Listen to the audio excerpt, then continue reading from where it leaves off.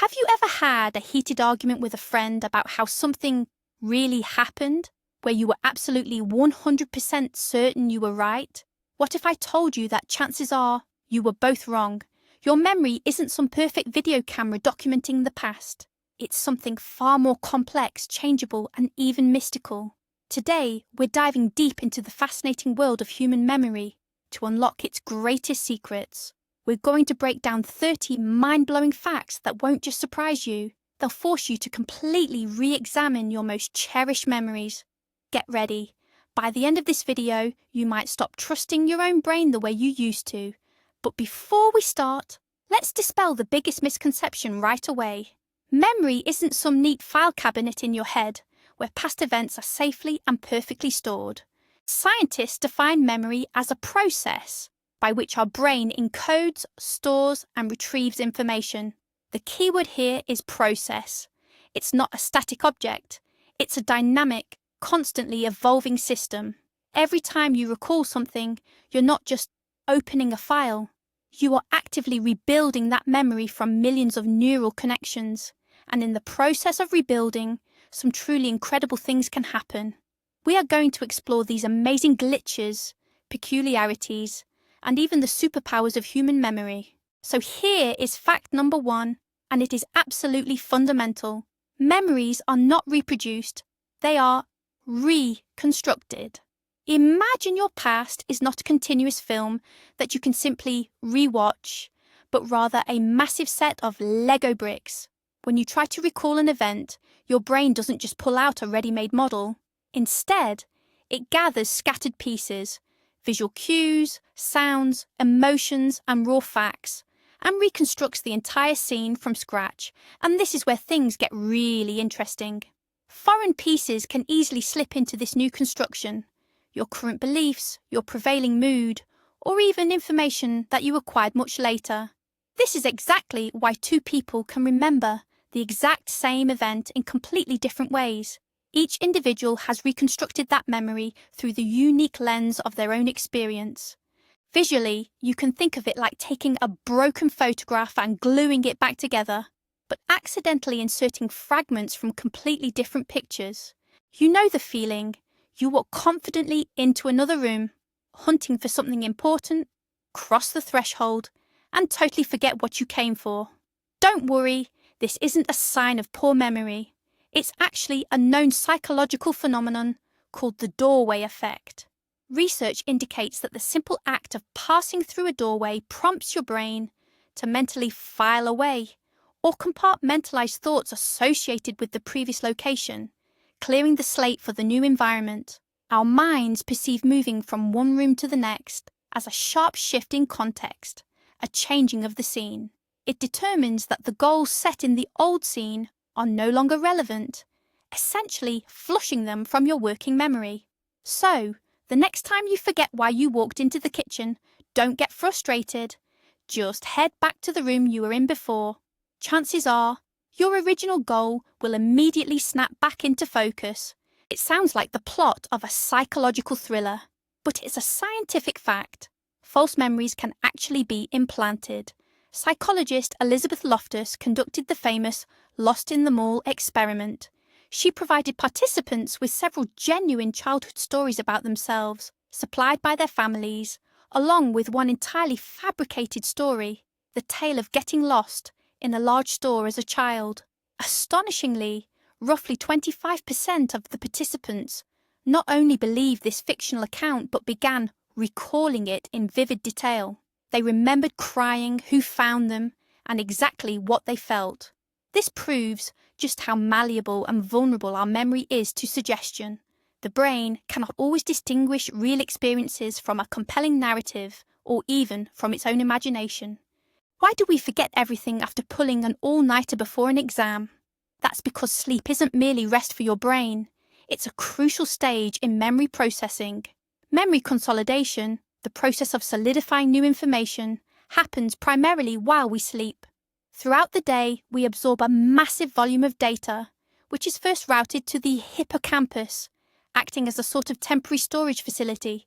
But at night, the brain performs a vital sorting operation. It reviews the day's events, filters out the unnecessary data, and transfers the most important memories from the hippocampus to the neocortex, our long-term warehouse. This process is similar to a librarian organising and shelving new books. Without sufficient high-quality sleep, this librarian doesn't have time to complete the work. Consequently, valuable information remains stuck in temporary storage and is rapidly erased. Think about your first kiss or graduation day. Chances are those memories are incredibly vivid and detailed. Now try to recall what you had for lunch last Tuesday. Hard, isn't it? That's because emotion acts like a neon highlighter for our memory. When we experience strong feelings, be it joy, fear, or surprise, our brain releases hormones like adrenaline and cortisol. These chemicals send a direct signal to our memory centers, essentially saying, "Attention! This is vital. Make sure you remember this." This emotional coloring makes the neural pathways responsible for that memory significantly stronger. This is why we can remember moments that sparked a strong emotional response for years, yet completely forget routine, neutral events. Here is an interesting paradox for you. If I ask you to remember the surname Baker, but I ask another person to remember that this man works as a baker, the profession, the second person is far more likely to recall that information. This holds true even though the word is exactly the same. This is known as the Baker paradox. It is explained by the fact that our brain is much better at encoding information when it is linked to existing knowledge and associations. The surname Baker is abstract, unconnected information. The profession baker, however, immediately conjures up a whole host of images: the smell of fresh bread, a white uniform, flour. The brain creates multiple hooks or retrieval cues for that word, making it significantly easier to pull out of memory. Have you ever tried to memorize a long phone number by repeating it over and over in your head? If so, you were engaging your short-term or working memory. And it turns out this memory has a strict limit. Back in the 1950s, psychologist George Miller formulated what he called the magic number 7 plus or minus 2. He discovered that most people can hold 5 to 9 unrelated items, whether they are numbers, words, or objects, in their working memory simultaneously. Anything exceeding this limit either pushes out the old information or is simply never committed to memory. This is exactly why phone numbers and zip codes are broken down into smaller chunks. It makes processing much easier for our brains. Think of it like juggling. 3 or 4 balls is manageable, but trying to handle 10 is virtually impossible. When we talk about memory, we usually picture one single thing, but in reality, we have several distinct memory systems operating simultaneously. For example, procedural memory is essentially the body's memory, often called muscle memory. It's what allows you to ride a bike or type on a keyboard without consciously thinking about every movement. Semantic memory is your personal encyclopedia, the repository of facts about the world, like Paris is the capital of France, or water boils at 100 degrees Celsius. Then there is episodic memory, which acts as your autobiography, recollections of specific events in your life, such as what I did on my last birthday. These systems can function completely independently. For instance, a person suffering from amnesia might forget everything about their personal history, episodic memory, yet still remember how to play the piano, procedural memory. The smell of freshly cut grass or grandma's baking can instantly take you back years, triggering a wave of vivid and emotional memories. This is no accident. Our sense of smell is the most ancient of our senses, and it's directly connected to the brain's centers for memory and emotion. The olfactory bulb, which processes smells, has direct neural pathways leading to the amygdala, the emotion center, and the hippocampus, which is the memory center. While input from our other senses, sight, sound, and touch, must first pass through the thalamus, often called the brain's relay station, odors skip that logical filter entirely. They hit their target directly, deep within our subconscious. This is precisely why scents can trigger such powerful and seemingly long-forgotten memories, memories that other sensory triggers simply cannot reach. Almost everyone has experienced that familiar feeling of déjà vu, literally meaning already seen. You walk into a new place or situation and instantly feel like you've been there before, or that the moment is repeating itself. While mystics often attribute this phenomenon to memories of past lives, science offers a much simpler explanation. One of the leading theories suggests that déjà vu is essentially a brief glitch in the brain's processing system, a momentary desynchronization. Sensory input travels to the brain simultaneously through multiple pathways. Occasionally, one pathway processes the information a split second faster than the others. Because of this micro delay, the faster signal registers the sensory input as old or familiar just before the main signal arrives and creates the conscious experience. The result is that strange sensation that you are experiencing the moment for the second time. It's not an actual memory, it's just the illusion of remembering. We've all experienced that frustrating feeling when a word or name is right on the tip of your tongue, but you just can't quite retrieve it. This phenomenon is officially called lethologica, or more commonly, the tip of the tongue state. This doesn't mean you've actually forgotten the information. On the contrary, it proves that the data is definitely stored in your memory. The real issue is that the brain, for some reason, is unable to access or retrieve it. It's similar to knowing a specific book exists in the library, but you can't recall exactly which shelf it's located on. The brain successfully recalls the semantic information, that is, the word's meaning and context, but access to the phonological information, its actual sound, is blocked. Often in these moments, we can recall the word's first letter or something similar to its structure, yet the word itself continues to evade us. How do world memory champions manage to memorize the order of cards in multiple decks, or thousands of digits of pi? They use an ancient mnemonic technique known as the method of loci, or the memory palace, a concept famously popularized by Sherlock Holmes. The core principle is simple. You visualize a well-known space such as your apartment or your daily route to work. Then, you mentally place the elements you need to remember at various points within this space. For instance, to recall a shopping list, you might imagine a carton of milk standing right by the front door, bread resting on the couch, and eggs smashed against the television screen. The more absurd and vivid the images are, the better the technique works. When you need to recall the list, you simply take a mental walk through your palace and collect the necessary items. Ask your parents or grandparents where they were and what they were doing when they heard about Yuri Gagarin's flight into space or the collapse of the Soviet Union. Chances are they will be able to describe that exact moment in vivid detail, as if it just happened yesterday. These types of memories are known as flashbulb memories. They are extremely vivid, detailed, and long-lasting recollections of when a person first learned about a shocking, emotionally charged event of global significance. It's almost as if the brain takes a photographic snapshot of that moment. However, despite their clarity and our absolute confidence in their accuracy, research shows that flashbulb memories are also highly susceptible to distortion.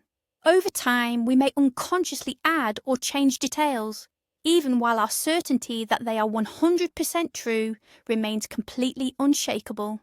We tend to view forgetting as a flaw, an enemy of learning. But the truth is, it is one of our brain's most essential and vital functions. Imagine if you remembered every single thing, every sentence you ever read, every casual conversation, and every tiny detail of every day you've ever lived. Your brain would quickly become overloaded and cluttered with useless, outdated, and entirely irrelevant information. Forgetting is essentially a filtration system. The brain deliberately weakens and eliminates neural connections that are not being used, clearing resources for new, more important information. This crucial process, known as synaptic pruning, enables us to adapt, master new skills, and avoid dwelling on the past. Therefore, the ability to forget is not a defect in our memory. It is actually a key feature of an effective, efficient memory. Contrary to popular belief, your brain doesn't have a single memory center where all your recollections are stored. Instead, memory is a distributed function. Different aspects of the same memory are kept in various, distinct regions of the brain. For example, the visual components of a memory, like a day at the beach, are housed in the visual cortex. The sound of the waves is kept in the auditory cortex, and the feeling of warm sand beneath your feet resides in the somatosensory cortex. The hippocampus, however, acts as the conductor, weaving all these disparate elements together into one complete, coherent memory. When you recall that day at the beach, the hippocampus simultaneously activates all these scattered regions, essentially reconstructing the original event. This is why damage to one specific area of the brain may result in the loss of certain types of memories, but not the entirety of your memory function. I knew that was going to happen. Sound familiar? This cognitive error is known as the hindsight bias or retrospective distortion. It is our tendency to view past events as far more predictable than they actually were. Once the outcome of an event is known, our brains unconsciously start adjusting our previous thoughts and memories to align with that result.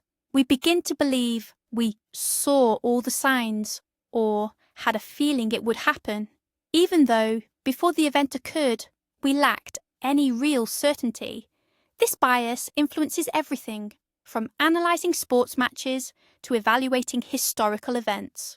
Crucially, it prevents us from truly learning from our mistakes because we misjudge how unpredictable the situation actually was in the first place. Have you ever come up with what you thought was a brilliant, groundbreaking idea, only to realise later that you must have heard or read it somewhere else? This phenomenon is known as cryptomnesia. Essentially, it's unintentional plagiarism, a situation where the brain recalls someone else's thought or concept, but mistakenly processes it as an original idea of its own. The memory itself is intact, but the source is lost. The brain forgets where and when it acquired that information and incorrectly attributes the authorship to you. This is a surprisingly common occurrence, frequently reported by musicians, writers, and scientists alike. They were certain they had created something completely novel, only to discover later that their original work bore a striking resemblance to something already out there. This just further demonstrates that memory is an incredibly complex process. A simple error in source tagging can easily lead to awkward or even damaging consequences. Why does the thought of that unfinished report or that series you haven't binge-watched yet keep nagging at the back of your mind? The answer lies in the Zeigarnik effect. This psychological phenomenon, discovered by Bloomer Zeigarnik, suggests that we are roughly twice as likely to remember tasks that were interrupted or left incomplete, compared to those we successfully finished. Our brain simply doesn't like uncertainty or leaving open loops. The unfinished action generates internal tension, which essentially locks the task into our working memory, constantly demanding attention. Once the task is completed, that tension immediately drops, and your brain quickly clears it out of your mental space. Incidentally, TV producers actively exploit this effect by ending episodes on intense cliffhangers, guaranteeing you'll be thinking about the show all week long. Why memorize facts when you can find them online in a matter of seconds? This logic has given rise to a new phenomenon, the Google effect, also known as digital amnesia. The core idea is that if our brain knows a piece of information is reliably stored in an external source, like a smartphone or a search engine, we are less likely to commit it to memory. Instead of spending resources remembering the fact itself, the brain prioritizes remembering the pathway to the information, that is, exactly where and how to find it. We've become proficient at remembering the where, not the what. It is essentially a form of memory outsourcing. On one hand, this frees up our cognitive capacity to focus on more creative problem solving. On the other hand, we become increasingly dependent on our gadgets, and our innate ability to retain essential facts in our own heads may start to decline. Beyond just remembering the past, retrospective memory, humans also possess prospective memory, the memory of the future. This is the ability to remember the need to perform a specific action at a certain point in the future. For example, don't forget to call Mom at 7 p.m. or remember to grab bread on the way home. This is an incredibly complex form of memory because it requires the brain not only to store the task information, but also to constantly monitor the passage of time or the current context, so it can activate that intention at precisely the right moment. Failures in prospective memory are one of the most common cognitive issues we face. We might perfectly remember that we need to do something, but we recall it far too late. This inherent vulnerability is precisely why we invented daily planners, alarm clocks, and sticky note reminders, all designed to support this crucial memory system. Many people assume that as we age, our memory inevitably and catastrophically declines. This is both true and a myth at the same time. It's true that certain aspects of memory can weaken. For instance, our so-called fluid intelligence, which handles processing new information and solving novel problems, tends to decrease. We might find it harder to memorize new names or learn new languages. However, our crystallized intelligence, which relies on accumulated knowledge, experience, and vocabulary, can actually improve with age. Older adults often possess greater wisdom and excel at tasks requiring deep erudition and a nuanced understanding of complex social situations. So, aging isn't just a memory fade, it's a qualitative restructuring of how memory works. Amnesia isn't just memory loss, the way Hollywood usually portrays it. There are two main types. Retrograde. Amnesia is the inability to recall events that occurred before a brain injury or illness. A person might forget the last few hours, days, or even their entire past life, but they retain the ability to form new memories. Much stranger and often more debilitating is anterograde amnesia. In this case, the individual perfectly remembers their past, but they lose the ability to form new long-term memories. They might live through an entire day, but by evening, they won't remember anything that happened to them. They essentially become stuck in time, experiencing every moment as if it were the first time. This condition was brilliantly depicted in the film Memento. Want to boost your memory? Head to the gym. Countless studies now confirm a direct link between physical activity and cognitive function. When we engage in exercise, especially aerobic activities like running or swimming, our heart works harder. This boosts the flow of blood and oxygen to the entire body, including the brain. Furthermore, physical exertion stimulates the production of specialized proteins, such as brain-derived neurotrophic factor, or BDNF. This factor promotes the growth of new neurons and strengthens the connections between existing ones, particularly in the hippocampus, the brain's central memory hub. The bottom line is, regular workouts aren't just the key to a healthy body. They are also one of the most effective and accessible ways to maintain mental acuity and sharp memory for years to come. If you ask an older person to recount their life, chances are you'll notice something striking. They will remember events that happened during their adolescence and early adulthood, roughly between the ages of 10 and 30, with remarkable clarity and detail. However, memories from their middle age might seem significantly dimmer or fuzzier. This phenomenon is known as the reminiscence bump, and scientists are still debating its causes. One leading theory suggests that during this specific life phase, we experience a high volume of firsts. First love, graduating school, starting university, getting a first job, or getting married. These events are unique, emotionally intense, and instrumental in forming our identity, which is why they are remembered so vividly. In contrast, life in middle age often settles into a more routine and predictable pattern. Do you remember the Monopoly man wearing a monocle? Or perhaps you recall Pikachu having a black stripe on the tip of his tail? If you answered yes, then you've fallen victim to the Mandela Effect. In reality, the Monopoly man has never worn a monocle, and Pikachu's tail is entirely yellow. The Mandela Effect is defined as a phenomenon of collective false memory, where a large group of people firmly believes in a fact that is demonstrably untrue. It gets its name from the thousands of people worldwide who were convinced that Nelson Mandela died in prison during the 1980s, with many even recalling specific news broadcasts confirming it. This phenomenon clearly demonstrates how easily misinformation can take root in the collective consciousness and become indistinguishable from actual memory. When we sleep, our brain isn't just resting, it's undergoing a massive deep clean. During deep sleep, the glymphatic system activates. Think of it as the brain's internal plumbing or sewage system, which flushes out toxic proteins and waste products that have accumulated throughout the day. But the cleanup doesn't stop there.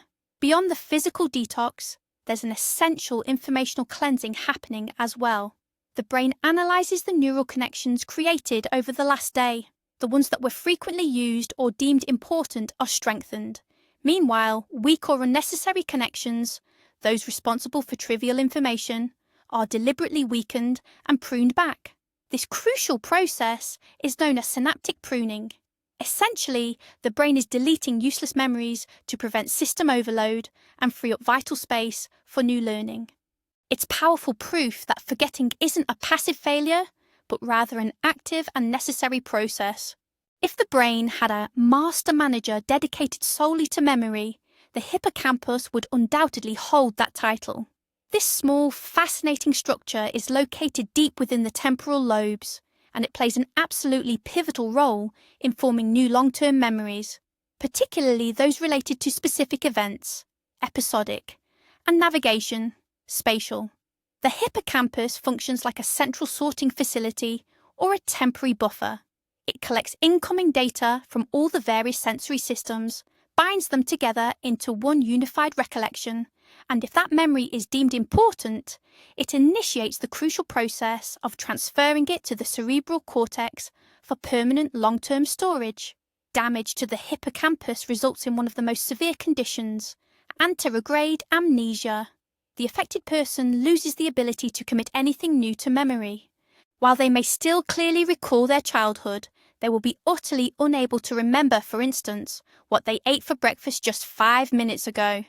Why is it that a single song can instantly transport us back in time, sparking a whirlwind of emotions and memories? Music holds a unique power over our memory. That's because processing music engages multiple regions of the brain, including those responsible for emotion, attention, and autobiographical memory.